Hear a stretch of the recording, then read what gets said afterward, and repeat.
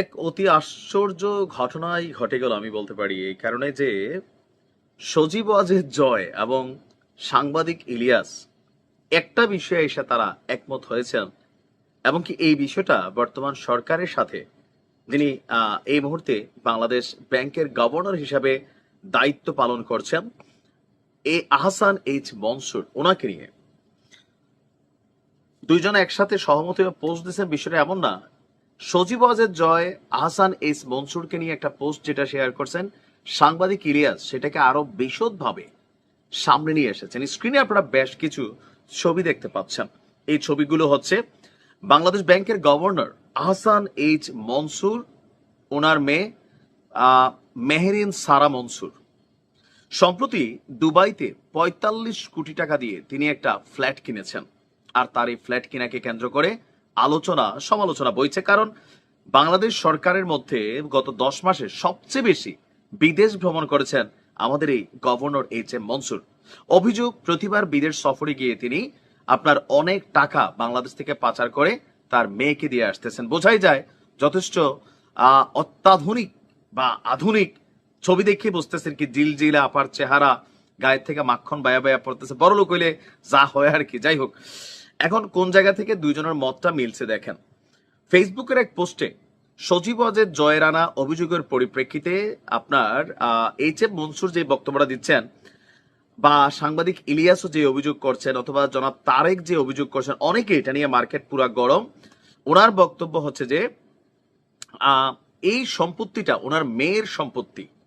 সাংবাদিক ইলিয়াসের যে অভিযোগ, এগুলোর প্রেক্ষিতে তিনি বলছেন, সজীব ওয়াজেদ জয়কে তিনি কোট করে বলছেন যে এটি আমার মেয়ের সম্পত্তি, আমি গভর্নর হওয়ার অনেক আগে মানে ২০২৩ সালেই কেনা হয়েছিল। আমার মেয়ে বিবাহিত এবং ব্যবসায়িক কারণে দুবাইতে তার স্বামী সন্তানদের সাথে থাকে, তার বয়স ৪০, সে নিজেই একটি বাড়ি কিনতে পারে, আমার এই বাড়ির সাথে কোনো সম্পর্ক নেই।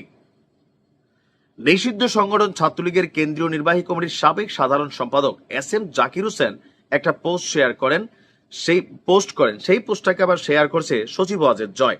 ওই পোস্টে বলা হয়েছিল, জুলাই ষড়যন্ত্র বিপ্লবের পর হঠাৎ বাংলাদেশের ব্যাংকের গভর্নর হয়ে যাওয়া আহসান এইচ মনসুর তার আদরের মেয়ে মেহেরিন সারা মনসুরের নামে গত ২৪শে ডিসেম্বর ২০২৪ সালে ৪৫ কোটি টাকার ফ্ল্যাট কিনেছেন, এবং কি তিনি অর্থ পাচারের সাথেও জড়িত বলে অভিযোগ করা হয়েছে, যেটা সজীব ওয়াজেদ জয় শেয়ার করেছেন। অপরদিকে এই একই বিষয়ে বা ওনাকে নিয়ে সাংবাদিক ইলিয়াস হোসেনের পোস্টগুলো আরো একটু জটিল। ইলিয়াস আবার লিখেছেন, যে ছবিগুলো আপনারা দেখছেন এগুলো উনি ওনার পোস্টে শেয়ার করেছেন, যে বাবার পকেট খরচ বাঁচিয়ে মেয়েকে দুবাইতে প্রাসাদ কিনে দিলেন আব্বা। বাংলাদেশ ব্যাংকের গভর্নর হয়ে মাত্র ১০ মাসে তিলে তিলে পকেট খরচ থেকে সামান্য টাকা জমিয়েছেন, সেই টাকা দিয়ে মেয়ের জন্য দুবাইতে রাজকীয় প্রাসাদ কিনে দিয়েছেন আসিফ নজরুল এবং মোজাম্মেল বাবুর বন্ধু আর মনির হায়দারের বড় ভাই আহসান এইচ মনসুর। মনির হায়দার হচ্ছেন আমাদের প্রধান উপদেষ্টার গুরুত্বপূর্ণ একটা পদে আছেন। এই ভণ্ড বাংলাদেশ ব্যাংকে এখনো আওয়ামী লীগ আর ভারতীয় এজেন্টদেরকে বসিয়ে রেখেছে, এমনকি রিজার্ভ চুরির দায়ে অভিযুক্ত কাউকে শাস্তি তো দূরের কথা, তাদের পদ থেকেও সরায়নি। তাদের পদে রাখার বিনিময়ে যে অর্থ নিয়েছিলেন সেটাই তিনি পকেট খরচ মনে করে জমিয়েছেন। প্রতি মাসে বিদেশে গিয়ে পকেট খরচের ওই টাকা তিনি দেশের বাইরে রেখে আসেন। এভাবেই চলছে দেশ, বাবা কামায় আর মেয়েরা জমায়। এখন এই একজন ব্যক্তিতে আমি দেখলাম যে আওয়ামী লীগ এবং সাংবাদিক ইলিয়াস একটা শক্ত অবস্থান নিয়েছে। কাকতালীয় যে সজীব ওয়াজেদ জয় এবং সাংবাদিক ইলিয়াস একই ব্যক্তিকে নিয়ে কাজ করছেন বা কথা বলছেন, শুধু তারা না, আরো অনেকেই। কারণ ওনার মেয়ের এই বিলাসী জীবন বা পোশাক আশাক দেখে অনেকের মন্তব্য যে এই দেশের এলিট ক্লাসরা রাষ্ট্রের বিলাস বহুল লাইফকে এনজয় করেন, রাষ্ট্রের বিলিয়নস অফ টাকা মাইরা দেন, তারপরে এই টাকা দেশের বাইরে পাচার করেন। ধরা খাইলে কেউ বলেন মেয়েরা জমায়, কেউ পকেট মানি বলেন, কেউ বলেন যে তারা ওই দেশে নিজেরা এস্টাবলিশড। অভিযোগ এবং কি তাদের যুক্তি খণ্ডন। সাধারণ মানুষ আসলে কি ভাবছে কমেন্টে তাকালেই বুঝতে পারবেন। ভালো থাকুন। আসসালামু আলাইকুম। গতকালকে থেকে সারা বাংলাদেশে প্রধান আলোচিত যে বিষয়টা, সেটা হচ্ছে ডক্টর মোহাম্মদ ইউনূসের নোবেল প্রাপ্তিতে বিএনপির যিনি সভানেত্রী আছেন বেগম খালেদা জিয়া, উনি কতটা ভূমিকা রেখেছিলেন এই বিষয়টা এত বছর পর হঠাৎ করেই আলোচনায় উঠে এসেছে যে ডক্টর মোহাম্মদ ইউনূস তিনি যে নোবেল প্রাপ্তিটা পেয়েছেন বা পুরস্কারটা পেয়েছেন এটার ক্ষেত্রে তৎকালীন ক্ষমতাধীন বিএনপির যিনি সভানেত্রী অথবা প্রধানমন্ত্রী ছিলেন বেগম খালেদা জিয়া তিনি এবং আজকের এই যে রাজা চার্লস তৃতীয় তারা দুইজন বড় ধরনের ভূমিকা রেখেছিলেন। এখন বেগম খালেদা জিয়া ডক্টর ইউনূসের এই নোবেল প্রাপ্তিতে কি ভূমিকা রেখেছিলেন আসুন দেখি। লন্ডনে বাংলাদেশ হাইকমিশনের সাবেক দ্বিতীয় সচিব এবং বাংলাদেশ সুপ্রিম কোর্ট আইনজীবী সমিতির নির্বাচিত সদস্য অ্যাডভোকেট মোহাম্মদ রুহুল কুদ্দুস কাজল গতকালকে তিনি একটা স্টেটাস দিয়েছেন যেখানে তিনি লিখেছেন যে ডক্টর মোহাম্মদ ইউনূসের নোবেল প্রাপ্তিতে বেগম খালেদা জিয়া এবং প্রিন্স চার্লসের ভূমিকা একজন প্রত্যক্ষদর্শী হিসাবে তিনি বর্ণনা দিয়েছেন।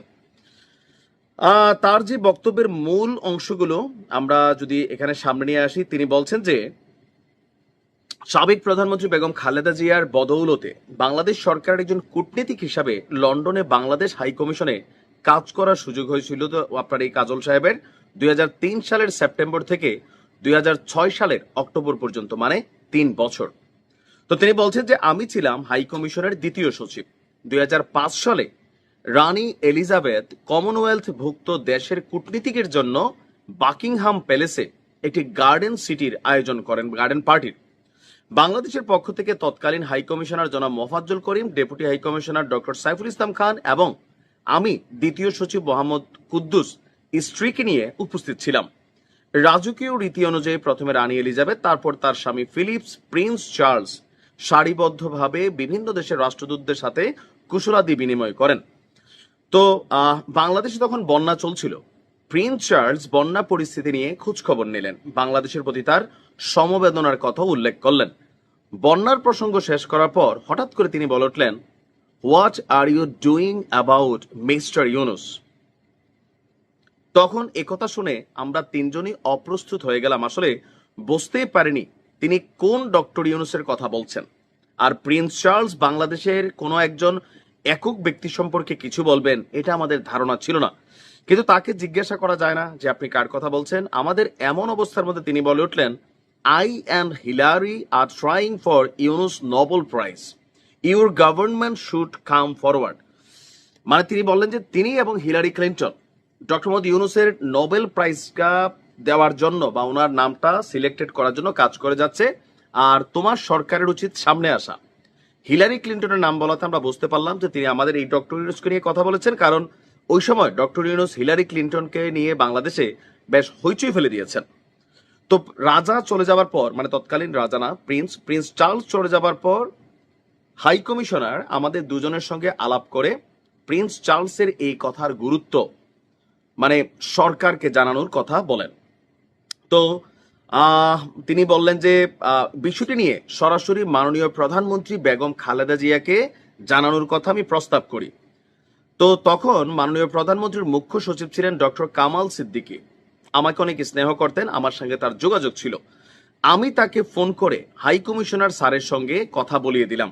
ডক্টর কামাল সিদ্দিকী বললেন মাননীয় প্রধানমন্ত্রীর সাথে কথা বলে, মানে বেগম খালেদা জিয়ার সাথে কথা বলে এ বিষয়ে তিনি হাই কমিশনকে জানাবেন।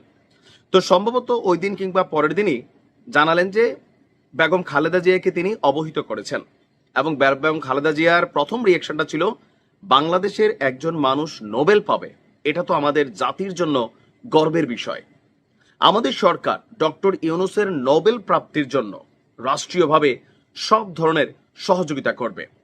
ডক্টর কামাল সিদ্দিকী প্রিন্স চার্লসের সাথে কি কথা হয়েছে তার একটা হুবহু বর্ণনা প্রধানমন্ত্রীর মুখ্য সচিব বরাবর আপনার মানে তারা যে কথোপকথনগুলো ছিল সেগুলো লিখিত আকারে বেগম খালেদা জিয়ার যে মুখ্য সচিব ছিল সেখানে তারা এটা আবার চিঠি লেখা পাঠালেন। তারপর হচ্ছে যে আমরা যদি দেখি তিনি বললেন যে আর আচ্ছা এই বিষয়টা নিয়ে তিনি বলছেন যে বেগম খালেদা জিয়ার দপ্তরের এবং স্বয়ং প্রধানমন্ত্রী বেগম খালেদা জিয়ার তিনি এটাতে যথেষ্ট গুরুত্ব দিয়েছেন। আর এরপরে আর আমি এই বিষয়ে খবর রাখিনি, এরপরে আমরা পরবর্তীতে শুনতে পাই 2006 সালে ডক্টর মোহাম্মদ ইউনূস তিনি নোবেল পেলেন।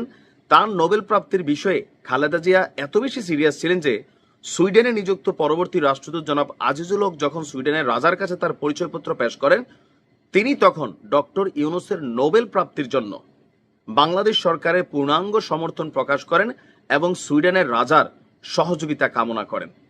নিশ্চিতভাবে বেগম খালেদা জিয়া দেশের টানে এই কাজটা করছেন, প্রিন্স চার্লস হয়তো বন্ধুত্বের টানে এই একটা লম্বা চূড়ে স্ট্যাটাস দিয়েছেন। মানে ডক্টর মোহাম্মদ ইউনূস তিনি বিএনপিকে নিয়ে যতটা একটু নেগেটিভ ভূমিকায় আছেন, কেউ কেউ বলছেন সেই জায়গাতে হয়তো ওনাকে খেয়াল করিয়ে দেওয়া হলো যে আজকের এই নোবেল প্রাপ্তির পিছনে বিএনপিরও বা তৎকালীন সরকারেরও অবদান ছিল।